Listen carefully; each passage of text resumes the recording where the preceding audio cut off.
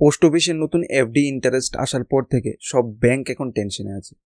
নতুন FD interest অনুসারে কোন ব্যাংকে তুমি এফডি করলে বেশি লাভবান হবে, চলো দেখা যাক।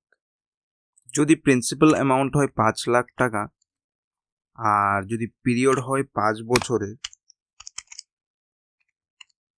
আর নতুন এফডি ইন্টারেস্ট হলো পোস্ট অফিসের 7.5%, আর এসবিআইয়ের 6.05%, আর বাকি আদার্সদের জন্য আমি অন অ্যান অ্যাভারেজ 6.25% দিচ্ছি।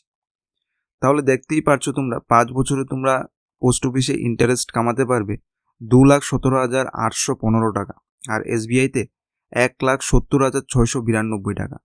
আর যদি আমি আদার্স ব্যাঙ্কগুলোতে ধরি তাহলে 1,77,041 টাকা তোমরা ইন্টারেস্ট কামাতে পারবে। আর টোটাল ম্যাচুরিটিতে গিয়ে ভ্যালু হবে তোমার 7,17,815 টাকা পোস্ট অফিসে, আর এসবিআইতে তোমার হবে 6,70,692 টাকা, আর বাকি আদার্স ব্যাঙ্কগুলোতে হবে তোমার 6,77,041 টাকা।